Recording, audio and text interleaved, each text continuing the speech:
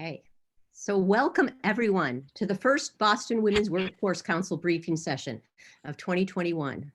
I am Kim Borman, the Executive Director of the Boston Women's Workforce Council. Thank you to our 100% Talent Compact signers for joining us today, and particularly our anchor signers, State Street, Mass General Brigham, Putnam Investments, Vertex, and MassMutual, for your continued generosity and support. As a side note, a tree fell last night in our neighborhood and took down the line that brings cable to our home. My connection today is through my personal hotspot on my phone. So I'm only telling you this in case we have any technical difficulties. Please bear with us. On that note, we are here to celebrate and learn from our fellow compact signers about initiatives they put in place to support women in their workforce due to the pandemic. The four panelists here today received our Innovative Initiative Award during our December Effective Practices Conference.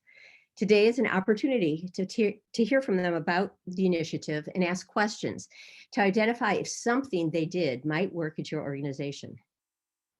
Before I introduce the panelists and our distinguished neighbors, let me tell you a little bit more about the technology for asking questions and how it's supposed to work today. You all should see a box at the bottom of your Zoom screen called Q&A. Please type your questions there. There's also a chat function, which allows you to interact with your colleagues. Please don't use that chat for questions. They likely won't make it to the panelists. So now that we're done with the Tech 101, let me introduce you to our panel. Ellen Rothstein is the Vice President of Human Resources at Boston Children's Hospital. Nicole Arangio is Vice President and Assistant General Counsel of Liberty Mutual. She also co-chairs the We at Liberty Women and Allies Employee Resource Group at the company. Dr. Miriam Bredella is the Vice Chair of the Department of Radiology and Director of the Center for Faculty Development at Mass General Hospital. She's also a professor at Harvard Medical School. Chartoff is the Head of HR Strategy and Planning at MassMutual. Allie is also a BWWC Council member.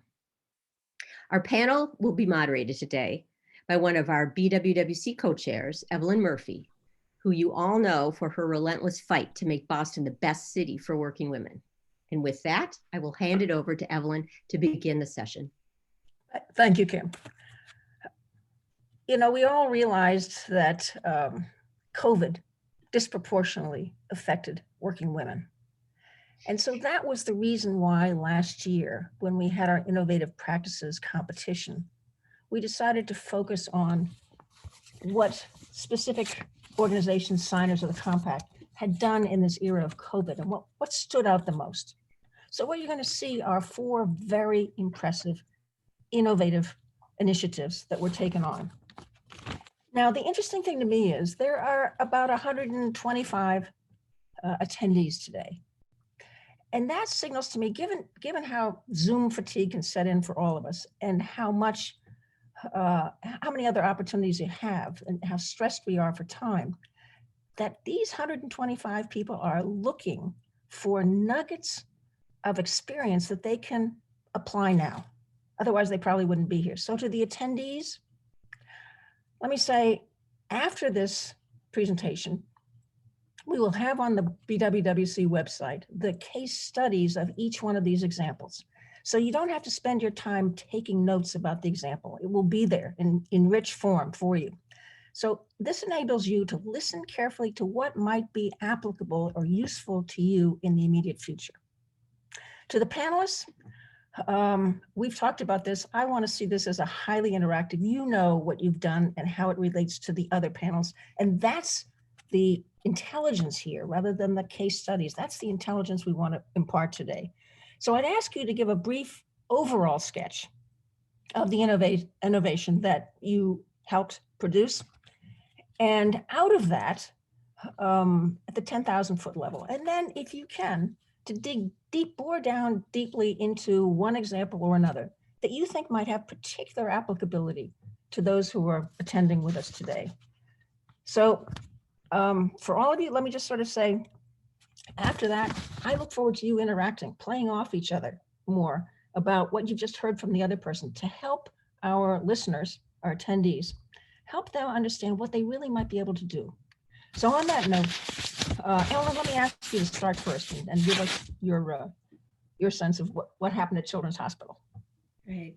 Thank you, Evelyn, and thank you to the BWWC for honoring Boston Children's, and for all of you out in the Zoom audience for your time today. We were asked today to share about what Boston Children's has done during the pandemic to support women, about our innovation, and in particular, Evelyn, you said to think about our lessons learned. And so I wanted to, my takeaway, I think, to what I'd like to share with everyone today is what the three overarching lessons were that we learned from COVID, and then give a couple of examples of how that really played out in terms of specific initiatives that we took. The three lessons that I'd like to share today are: one, the importance of courage in leadership. When leadership has the courage to make policy decisions that are based on caring for people, when values drive decision-making, better decisions are made, and it improves the lives of working women. And I do believe strongly that in terms of our response to the pandemic, we made our decisions based on a really critical value to our organization, that our employees are our most important asset, and that we care about their safety, security, and well-being with the same level of commitment and dedication that they give to the hospital every day, no matter what their role is. And those aren't just words, that we follow that up with action. So I think that was our one really critical level, is the importance of values and courage in leadership. And I'm going to talk in a minute about how that really played out in practice. Two, the importance of having strong and nimble operations.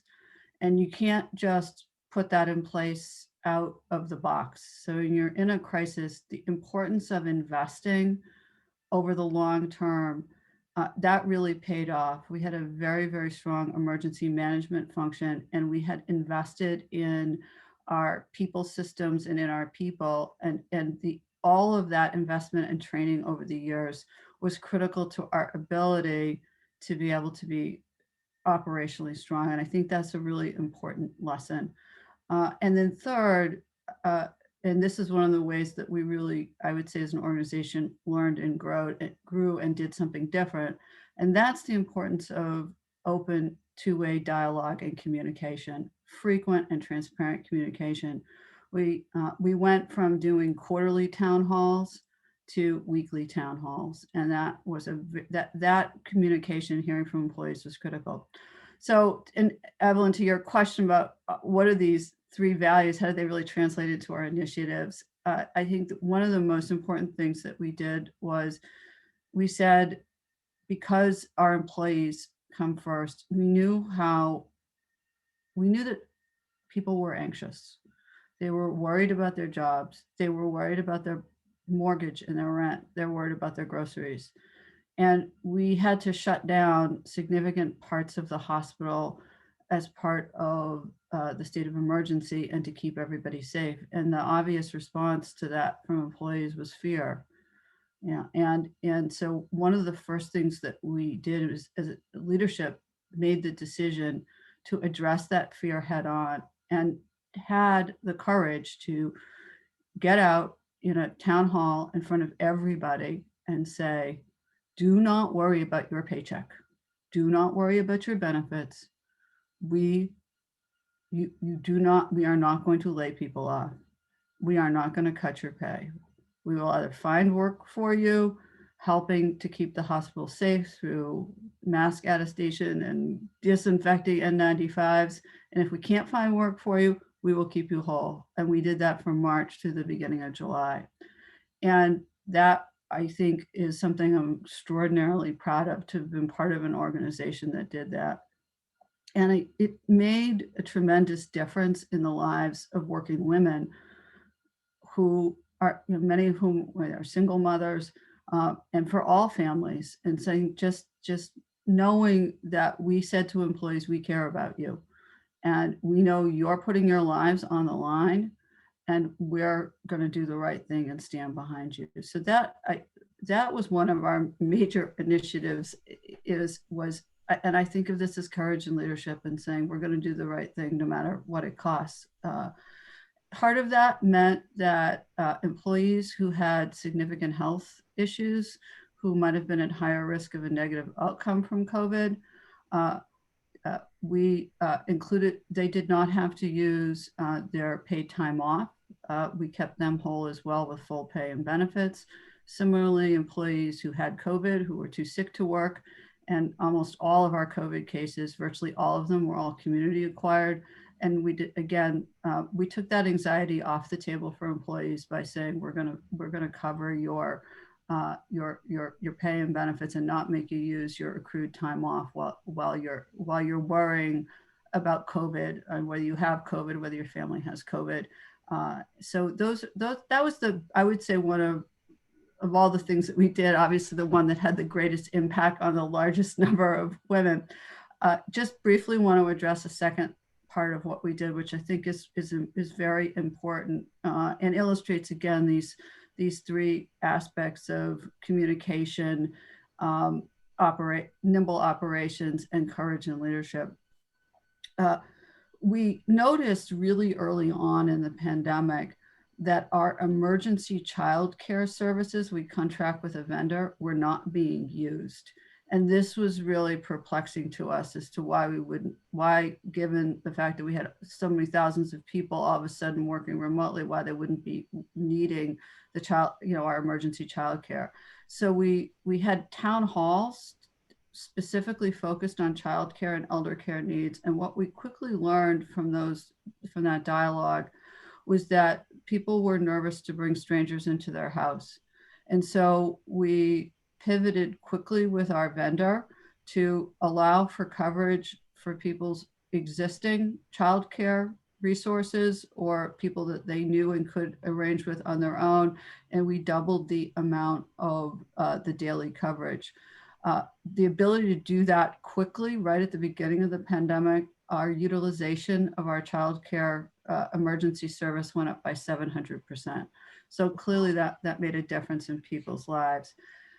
We know that there were shortages of childcare out in the community. And so one of our innovative initiatives was to create a philanthropic grant to help provide childcare, to help local childcare and daycare centers in local communities across the city of Boston where our employees lived, and so that they could either get back to work or take that worry off the table. And then lastly, and I'll close with this, I think one of the most important aspects, or one of the most important statements and things that we did to support parents during the pandemic, and we had thousands of people who suddenly were working remotely, was our president and chief operating officer, Dr. Churchwell, during one of the early town meetings, said to everyone, I want to see your kids on Zoom. And that, again, I talk about courage and leadership. That was like a collective breath of people just being able to relax and say, yeah, I don't have to worry if my kid appears in the Zoom screen, or, because people were working in their kitchens and their living rooms, they still are. And he really gave that permission to all of us to say, not only is it okay, it's welcome. And I think that act was so important, just sending that message of who we are as a hospital and how we were going to respond, that we were there for you, you are there for us. And so I will close with that very touching story. Thank you. Oh, thank you. That's excellent. Nicole, tell us about Liberty Mutual. Hi, good morning, afternoon. I'm happy to be here to share with all of you what we at Liberty have been doing to support our employees, our focus on women employees in particular during this extraordinary time. Some of it is playing off some of the themes that Ellen mentioned.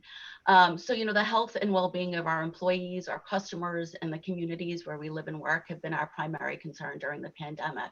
And I think when we responded, what we really did was we really embraced our company values, which includes things like putting people first and acting responsibly, really in March when we safely moved all of our employees to full working from home.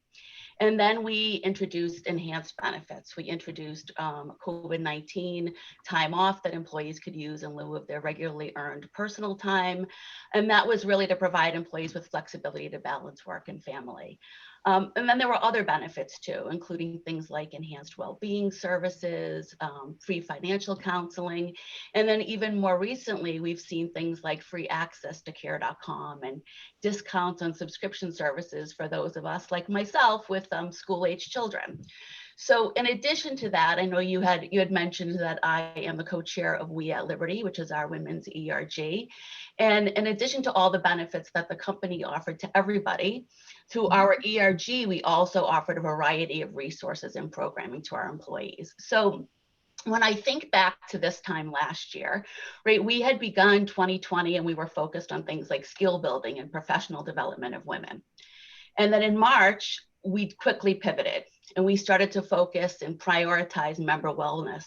And we were really focusing on things like self-care, staying connected, and working through all of the unique challenges that our members faced in what we call this new normal. And so, like everything else, we wanted to meet employees where they were, and we recognized that no one size fits all. So we offered a variety of programs, and that included things like seminars on emotional well-being and practicing mindfulness. We had multiple panel discussions with women leaders on navigating the personal and professional challenges of life in a COVID world. We created communities for working parents where we matched up parents, the parents of similar age children.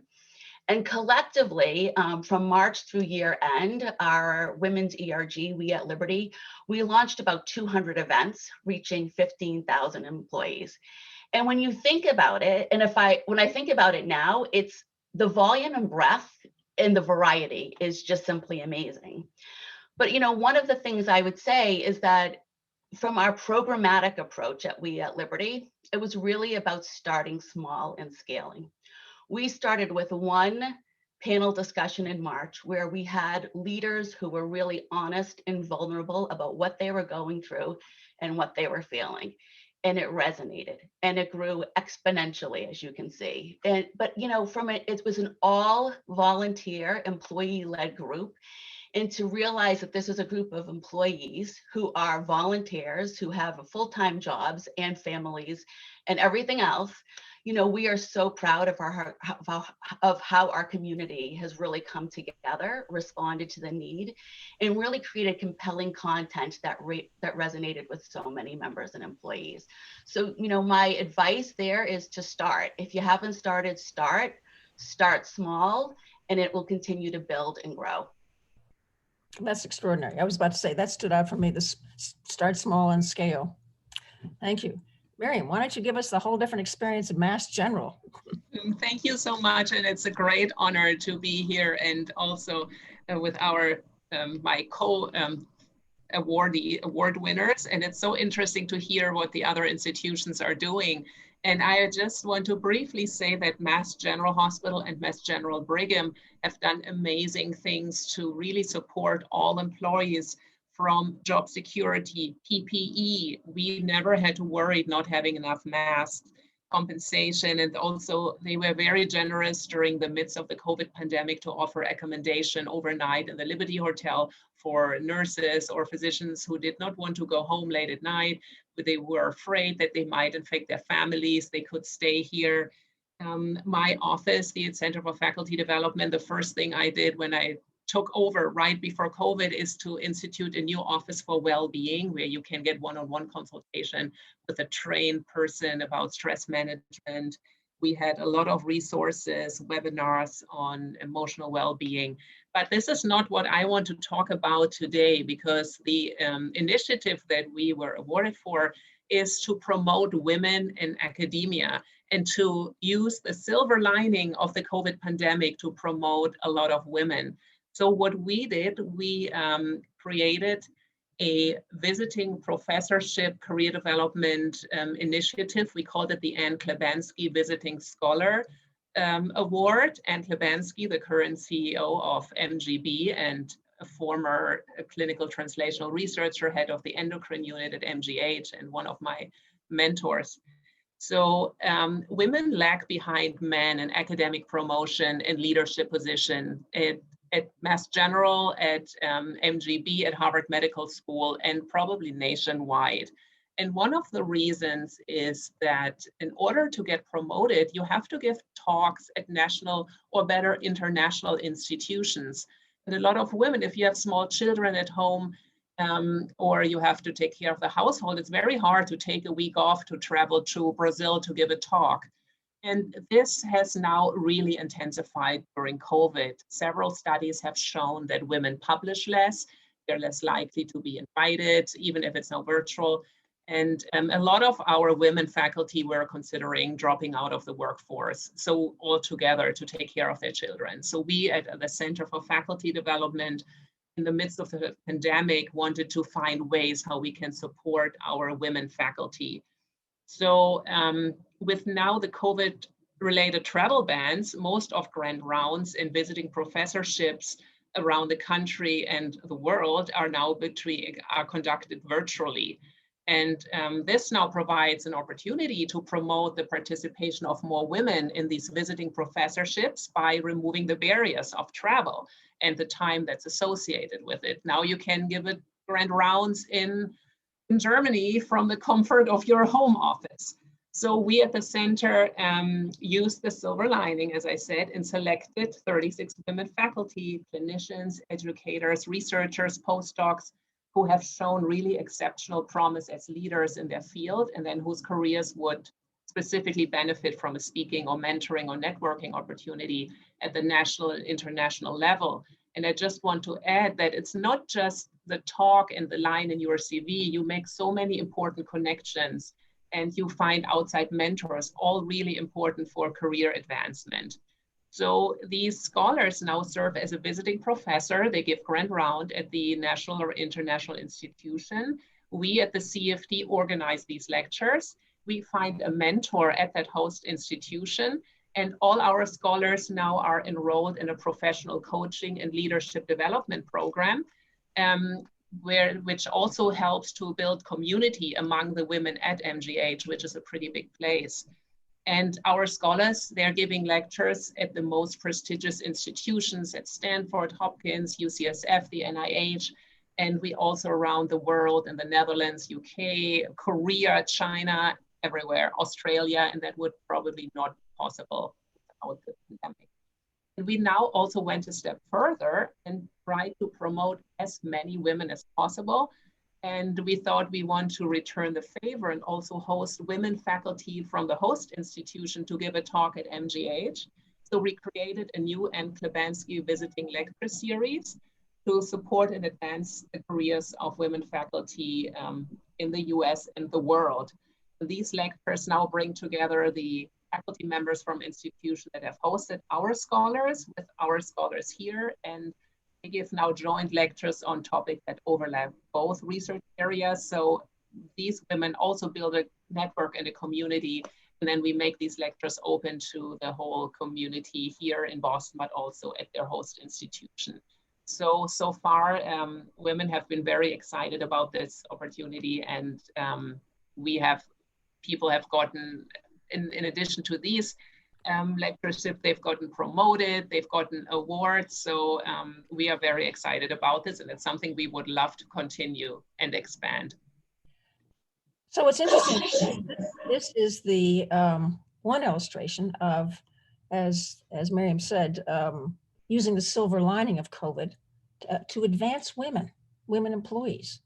And so while many of you, those in the audience right now, may not have a medical model, to think about how to adapt that advancement of women in addition is a special initiative. So thank you. Allie, please help us out with explaining and teaching us about what MassMutual has done. Hi, yeah, thank you. Every time one of my co-panelists spoke, I thought, oh, I want to tap into something that they said because it's so familiar to what I want to communicate. And the last one I'll start with is the paradigm shift that this created, you know, that there were silver linings, that some things did provide us an opportunity to shift in ways that will probably stick for the future. It created opportunities for us to look at virtual opportunities that freed more opportunities up for folks that may not have had the flexibility before. So with that, framing this up, I just wanted to start with, as I was thinking about what is the effort that it took to do this, and I reflected on it, I'm like, nothing we did was particularly extraordinary. You know, Evelyn, you used the word extraordinary talking about what Nicole did. And Nicole, I don't want to say that what you did wasn't extraordinary, but when you look at each piece, none of them really were. I think what was extraordinary for many of us was the, and Ellen spoke about this too, was the rapid coordination, the quick ideation on ideas, the courage of leadership to move on those ideas probably quicker than we had before, and strong listening models with employees and managers, really rapid listening and reacting and trying new things. And I think that's what was extraordinary about it. But each one of the things that I'm going to talk about probably, you know, individually, you know, is sort of the natural evolution of things. So, you know, when we look at this, similar to what I heard from many of you, you know, it comes back to our core values. Helping our purpose is to help people secure their future and protect the ones they love. That's what it's always been. And that is really what we're demonstrating here when we talk about how we wanted to focus on our employees. Let's face it, 2020, COVID-19 was not the only problem that was a stressor for our employees. We had the movement for racial justice. We had the presidential election. We all were feeling a lot of stress and uncertainty, and that was really the focus of our approach at MassMutual. And we talk a lot about the importance of resilience and agility for our employees, but you can't expect your employees to be resilient to everything or agile when they are in an environment that is such a sustained period of stress. So our activities were focused on addressing that, particularly focused on women who face disproportionate impact with childcare and elder care, but also focused on all employees and women like myself who do not have any of those challenges, but nonetheless, you know, bear the stress of 2020. So some of the things that we did were added free counseling sessions for employees, and there was a 40% uptick in utilization, which is wonderful. Like some of my co-panelists, we did free mindfulness meditation resources. We did trainings on resilience. We did virtual fitness classes. I took advantage of almost all of this year, I'm proud to say.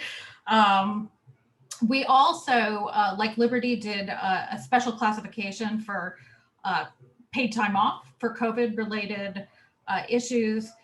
And we actually had over 70% of our employees used a little bit of this time, at least, more so for women, 80% for women, compared to 67% for men, but that's still an extraordinarily high usage. And why that was really because of the way we promoted it, because we said, this is for you to manage whatever you need to manage. Even so much as saying, if you need a break. And as I was reflecting on this, I was thinking how even myself, without those responsibilities, as I said, I remember saying to my manager a while back, I'm having a hard time with this, and the sun is actually going to be shining on Friday, and I need to take a walk and clear my head so that I can bring my best self to work. And, you know, why was I comfortable doing that? Because we created an environment where we were promoting that managers be flexible, that they listen to their employees, that they really make space for their employees' humanity. And I knew, of course, that my manager was going to do the same. And to the last thing I want to mention is that our CEO, Roger Crandall, really reinforce these messages through informal videos. We had formal town halls more frequently, but we also, he does iPhone videos, which is so awesome. He actually just did one the other day. And this started as a result or related, I wouldn't say as a result of, but the informality of it coincided with the pandemic, where he does iPhone videos and speaks about our business, but also speaks to us about how he's doing. He does it from his home. He's dressed very casually. So he's really modeling who we are and how we are expected to bring ourselves to work. Wow. You know, Evelyn, when I'm listening to the other panelists talk, I think one of the themes that we're all really coming up with really is that, you know, in this year where we've learned so many things, and one of the things that we've really learned, I think, is that we're all in this together, right? And that our shared humanity unites us. And so, you know, at Liberty, we saw, just like we heard at Children's Hospital about somebody talking about showing, you know, their kids on video. At Liberty, we saw leaders modeling behavior that enabled and really encouraged employees to bring themselves to work, their full selves. And so, you know, from day one, we had this really strong tone and example at the top with leaders sharing more about their home lives and their families. And we saw their children make cameos in many of our video meetings. And that really speaks volumes. It's about leaders modeling behaviors, because when leaders show, in addition to telling, it acknowledges that our employees have a number of roles too, including as parents and as caregivers. And I think when we talk about the silver linings, right? One of the silver linings that I think we've been able to realize is like a whole new level of authenticity, where we are truly bringing our full selves to work. It's not just a catchphrase anymore. And this way of working, where everyone can be their best, both professionally and personally, I really believe is something we will carry into how we work in the future for long term. So Nicole, let me press you on that, because it's very interesting. Ali said it's a paradigm shift. You've said it's a paradigm shift in terms of bringing your whole self to work. How do you keep that? How do you deliberately keep that going in this year as we sort of look towards an end of COVID and into the future, so that after COVID, that same culture is retained? I assume you got to start working at that now and put in place the structure for continuing that kind of those values going forward. So how do you think about that right now? I think we have to be really intentional about it, right? We are at Liberty, we're still continuing to work remotely, but I think, you know, there's going to be a time when we're back in the office, and we need to be really intentional about making sure that there's equity among our employees, so that the people in the office don't have a greater role than the person who's a face on the screen, right? And I think we have to be intentional about a lot of the wins that we've been able to realize this year, about really maintaining those as we go forward. I don't know that I have all of the solutions, but I know that we are committed to really being able to harness all the good that has come from the past year. And I think, you know, that's about really, again, it goes back to supporting our employees, meeting them where they are, and that's through a variety of resources. I think that's really the focus, knowing that if we throw a whole bunch of things out there, that employees will be able to opt into what works for them and resonates for them, both in terms of community, but also we at Liberty, you know, we are moving forward. We're continuing to move forward with our wellness resources, but we're also moving forward with the core tenets of professional development and skill building, and forging ahead with things like mentoring programs and our Women in Leadership series and the like. Yeah. So I would maybe, to carry on from the themes that Nicole was saying, one of the things we clearly learned was the importance of bilateral communication and transparent communication, and that you can't communicate in just one way. I mean, email and websites, which I describe as two-dimensional communication, you need some of that, but if that's all you rely on, you're going to miss many people. You have to have three-dimensional communication, and that means town halls, that means videos. We do fireside chats every week on a well-being theme. I didn't mention that earlier, but so all of these different means of reaching employees not just in terms of what we have to share so that people know what's out there, which is really important, but hearing from them about what their needs are. So I would say that one of the critical lessons going forward is when you have to communicate virtually and keep people connected to a mission where you have some part of your workforce is on site and some doing, whether they're doing research, whether they're in a clinical environment, and some part or supporting all of that, and the other part of your resource is remote. How do you ensure that everyone remains connected to the mission? And so the quality of your communications, the depth, being live and being willing to, you know, get out there every single week and talk to people, whether that's across the whole organization, whether that's within teams and departments. I mean, I can say within the Human Resources Department, we huddled every single day. And I heard that men across the whole hospital, that where people had those daily huddles, they had successful teams. So I would say that one of the things that helps with the sustainability, because we're not going to go back to the way we were before the pandemic. We can't, we don't want to. Employees have said that's not going to work. They want that flexibility. They want split shifts where they can work early in the morning, take time out to help their kids in the middle of the day, and then work again. And you know, things that would have been unimaginable in a lot of working environments pre-COVID, people aren't going to want to give up. And so how do we reach people? I think, you know, that flexibility, I think that those online, all of those online resources, whether they're, you know, the communication forums, we have an online wellness vendor that does yoga and exercise, the same types of things. And that has been hugely successful. People love that. And I think we hear from everyone, they're healthy. So all of this, I think we do it all. I'd like to make one point there also. What Nicole says, the equity is so important, because we had it a little bit like, okay, people with children, they need more flexibility, but how can we now incorporate all these advances of having flexible work hour, being able from home and have it in an equitable way. And I think one other things, especially in the medical field, which affects all of us, is the use of telemedicine, which was really, it was used in a very, very low percentage pre-COVID. Now, physicians and patients also really realize that a lot of the visits don't really require an in-person encounter, but could be done via telemedicine.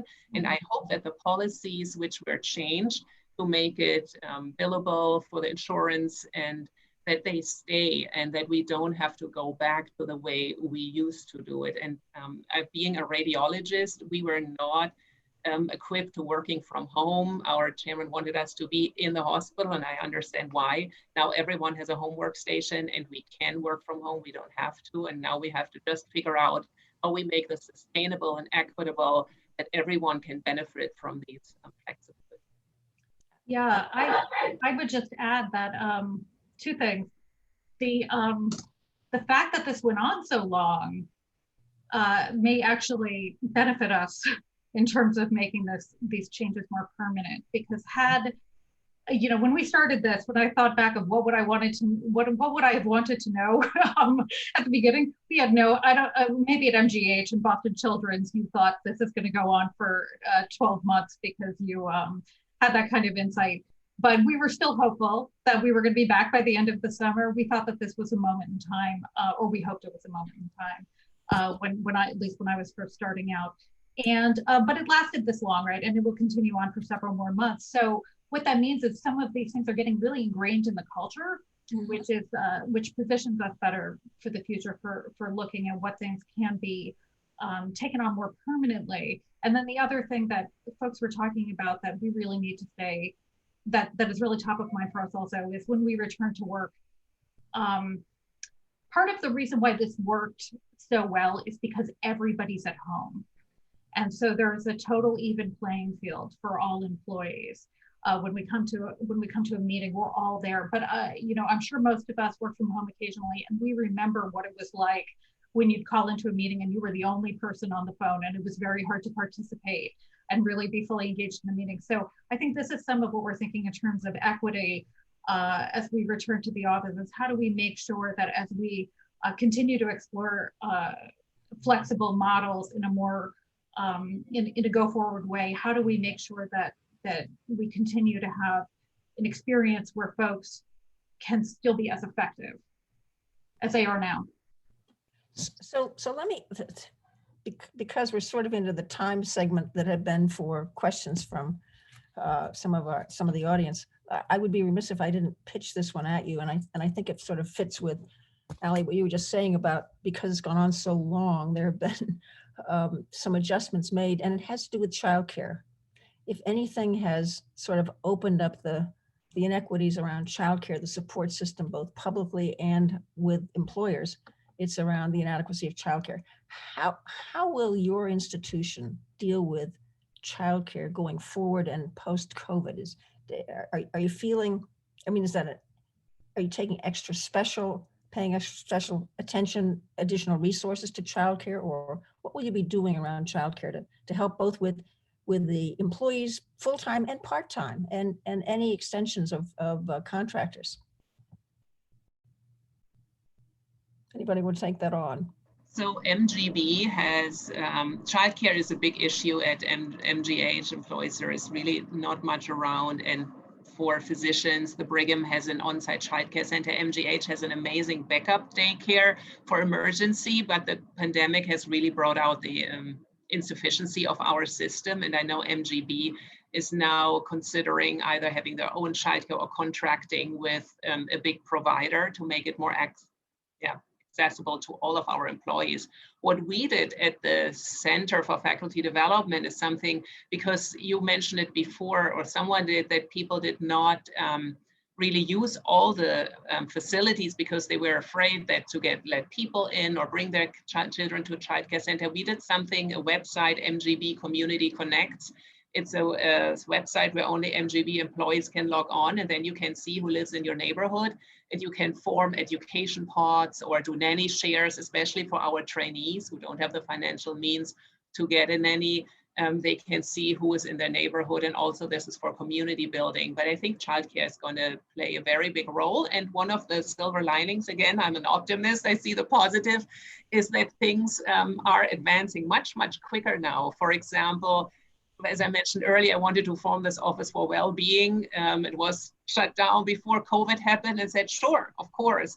And I think COVID probably will accelerate our opportunities to do more for childcare, because we have seen how important it is.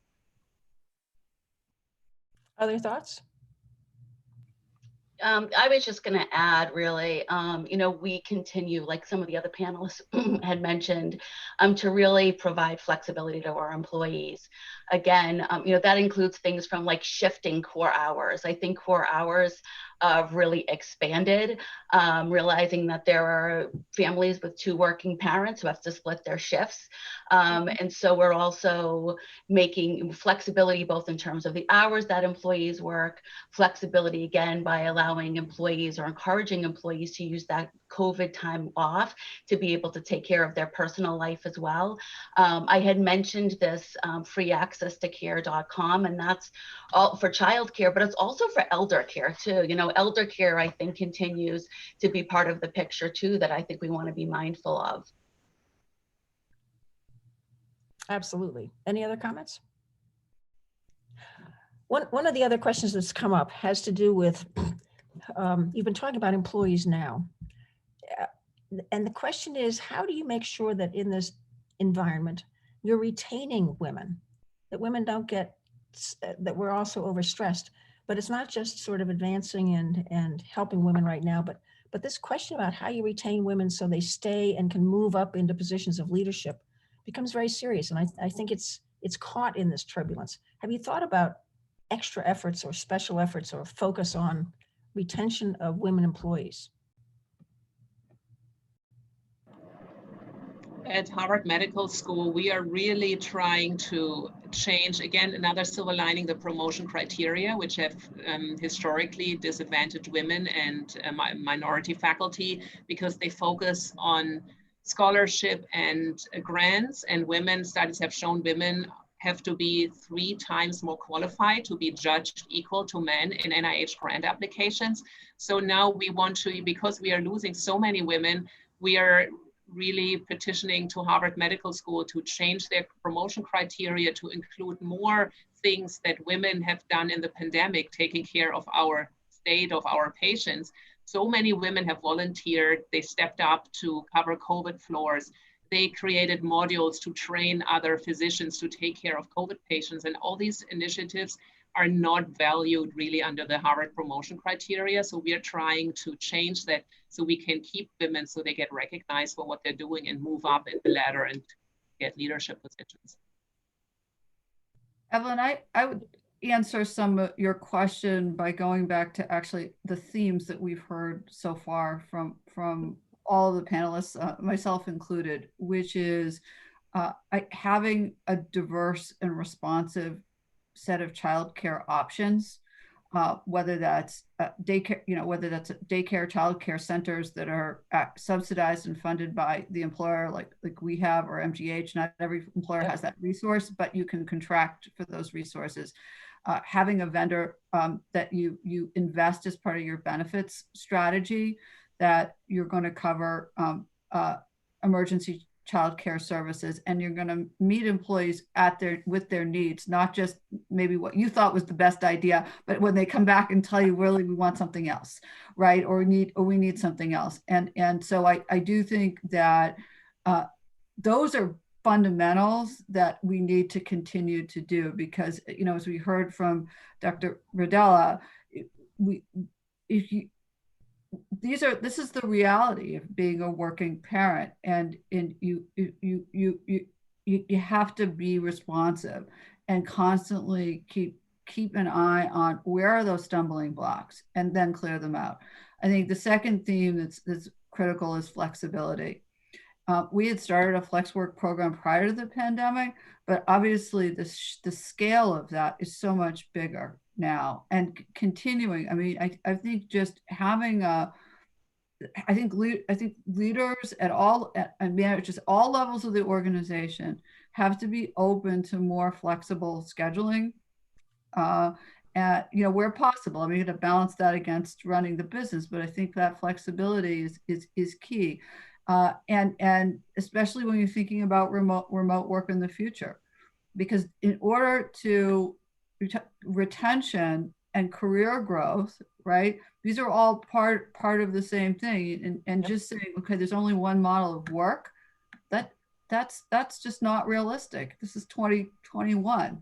There's more than one way to get things done. So those are high level, but I think how we translate that and our success in translating that and ensuring that it's equitably implemented across an organization, I think that will be the key to growth and retention. Super.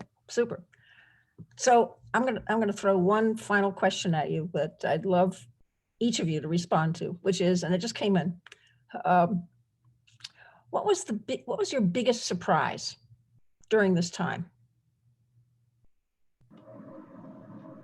Pause, silence. Wow. I could start off. Well, I thought about this actually. I mean, my biggest surprise was honestly that I'm still at home. I remember saying in the middle of March, like, oh, can you imagine? I'm going to be working from home for a full month. So that was surprise number one. But surprise number two, in terms of how we reacted within the organization, was how well the organization tolerated and how quickly the organization adapted to the new world order. How well our organization adapted to working from home. How well our managers pivoted in terms of the way they led. How quickly we were able to change the way we communicated with employees. Those were the things that, if you had asked me in February of last year whether some of these things were possible, I probably, I can tell you I would not have anticipated that we could have moved so quickly on some of these things. Wow. I was surprised how quickly everyone really came together to help what needed to be done, taking care of COVID patients. We have a huge research operation at Mass General, and all the researchers had to go home, and everyone wanted to volunteer their time, anything they wanted to do. We had someone in my department, a radio nuclear medicine person who does nuclear medicine substances. He started making hand sanitizers. He went to a beauty store, picked up thousands of empty bottles and started making hand sanitizers, which then was used in the hospital. We had researchers who volunteered to be listeners in the ICU. They were never trained to do anything with patients. They were sitting next to a patient and alerting the nurse if an alarm went off in our ICU that was not really supposed to be an ICU. We had people like myself, like radiologists who have not really done patient care. We sit there, read films, take care of COVID patients. So everyone really came together and volunteered their time. And that was really amazing and really great to see. Nicole. Hi. So I would just say, I've been really just impressed by how open and transparent we've been as an organization. I think the level of authenticity and empowerment has been really amazing. And I think that's what really created the space for We at Liberty, our women's ERG, our all volunteer employee-led group, to launch 200 programs and to respond with compelling content that resonated with so many people. And we saw success in so many ways, including 40% growth in new membership year over year in our ERG. And we saw our internal website, we saw a huge spike in participation, up 60%. And it's one of our most engaged communities because people are responding to what they need and they're reaching out, I think, and helping one another as well. Ellen, what surprised you? Well, I do think the speed at which we were all able to come together and so quickly respond to the collective crisis. And those were crises, and whether it was what an employee was dealing with at home, whether it was what they were dealing with at work, and clearly what was out in the community. And I think we put our collective sense of caring for each other and our passion for innovation and to do and excellence, and we put all of that into action 24/7, and people really threw themselves completely into the response. We had to do so many things differently, and every person had a new idea about how to do things differently.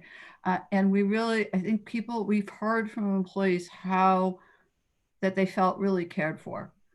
And we've heard that from patients, we've heard that from families, but we've especially heard it from employees. And I think we tried so hard, and we've been continuing, we're still in the pandemic, that we made them first. So I'd say, I think all of that, it's just the incredible way that we all came together. And I think we all knew that was part of the fabric of our culture, but then seeing it come alive in so many different ways, day in and day out, as we didn't have the numbers of COVID patients, obviously, that the adult hospitals had, but clearly it would have a tremendous impact. If I could jump in for a second, Evelyn, what occurred to me while folks were talking was that the response became a source of pride in the values of your organization and how it demonstrates the values of your organization. I think that's how I feel. That's what I hear from our employees, and it sounds like it's the same with your employees. Mm-hmm. I can't finish up any better than that. It became a sense of pride. Thanks, Allie. Kim, I'll turn it over to you, but thank you, panel. That was illuminating because of the spirit, I think, that you've conveyed. The details will be there in the case studies, but it's that sense. And what I also take away from this is something that spirit is going to continue. that it has a momentum of its own and an understanding and appreciation and a respect that that has been either renewed or completely molded into your organization. So thank you very much. Kim. Thank you, Evelyn and panelists again, and thank you, Compact Signers, for attending today. We hope you're able to take at least a few thoughts you heard today back to your organization and try them on for size. As we all know, there's no perfect solution out there to close the gender and racial wage gap. BWWC is committed to bringing you new ideas to solve the problems and hope that a few of the things you heard today will make a difference. So have a great rest of your day. Bye-bye. Thanks.